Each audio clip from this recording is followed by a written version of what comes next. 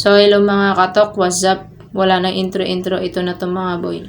So, ngayon nga guys, sobrang lungkot ko. Kasi hinatid ko yun sa terminal ng jeep ang kapatid ko at ang aking pinsan na babae. Sobrang lungkot ko guys kasi ang tagal mo sila nakasama, almost 1 month. Nakaluro mo sila, nakasama mo sila, nakatawanan mo sila, nakausap mo sila. Sobrang nakakalungkot.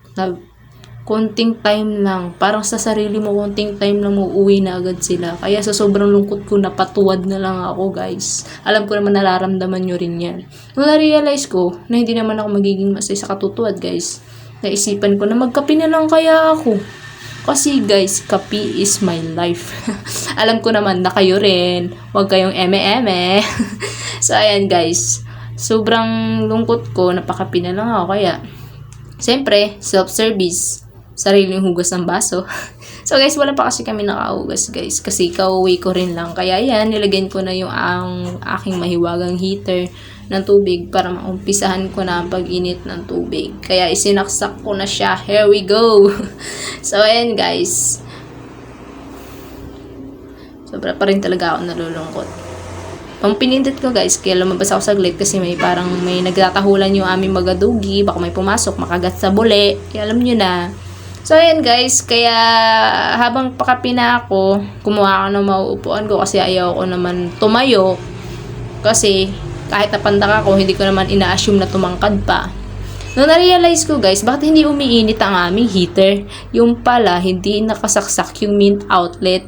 Kaya minsan kayo bawasan din ng katangahan. Pero ako talaga, natatanga na ako sa sobrang lungkot ko. So, ayan guys, natutulala ako kasi sobrang nalulungkot talaga ako guys. Kasi sobrang saya nung nandito sila.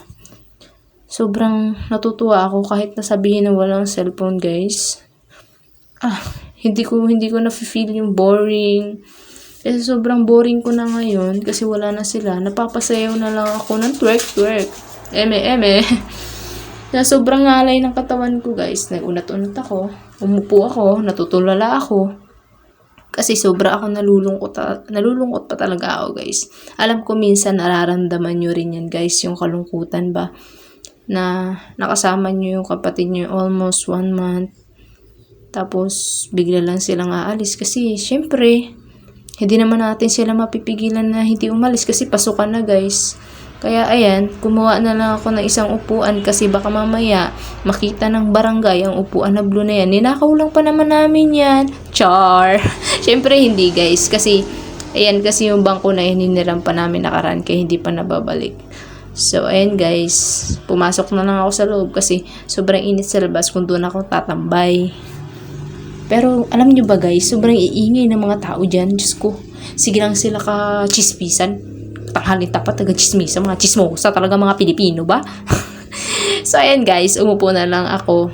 Kasi, kung makikinig ako doon, wala rin naman ako mapapala. Kaya, ayan. So, naisipan ko na, timplahan ko na siya. At, sobrang laki ng kutsara ko. Pang sandok yun sa kanin kasi wala na kaming kutsara guys. Kasi simula nung nag-birthday, naubos sa mga kutsara namin. Aywan, pati kutsara siguro kinakain na nila. So, ayan guys, nilagyan ko na ng aking purong kape. So, actually guys, hindi ako mahiling magtimpla mga 3-in-1. Gusto ko talaga puro, mas masarap. Siyempre, hindi makumpleto ang kape kung walang sugar. Kailangan may matamis. See? Parang ikaw, yeah! Joke lang. Eme. So, ayan guys, habang nag-aantay ako na kumulo na masyado ang tubig, tinignan ko muna yung ilong ko, baka mamaya may kulangot, baka malaglag sa kape. Char!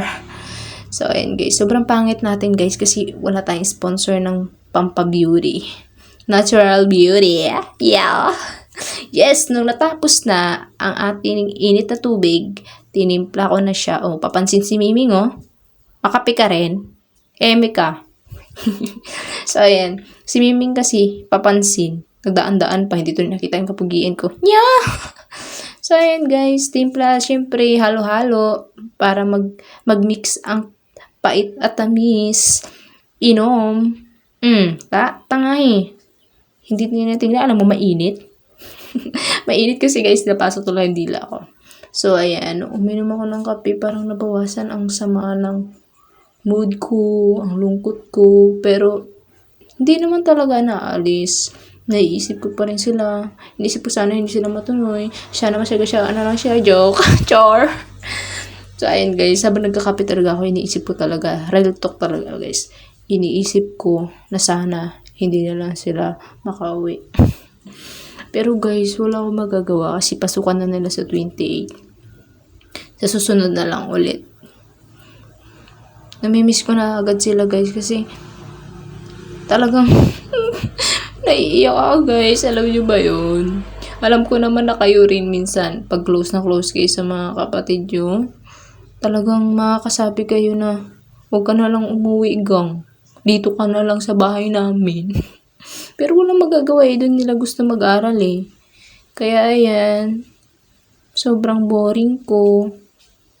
Kasi minsan lang sila dito eh. Sobrang boring ko yan. Pati yung mainit. Napapasayaw na ako sa sobrang init at boring.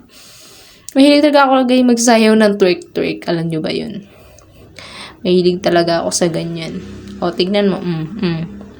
Kala mo naman, malaki ang puwet niya to eh. No?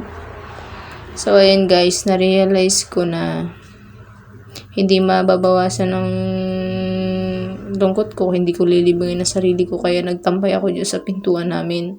Kaso, ang iingay talaga ng mga chismosa dyan sa labas. Tanghaling tapat ng chichismisan. Diyan pa sa may santol namin. Kaya yan, nakikinig ako. Baka mamaya pinagchichismisan nila ako. Bata ko nalulungkot. O, baka nakipag-break ng jowa. Yeah, hindi no. So, ayan guys.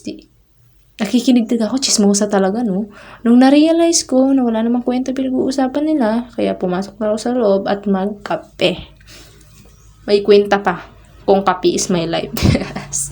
So, ayan guys. So, palaki ng mata. Kala mo, gwapa.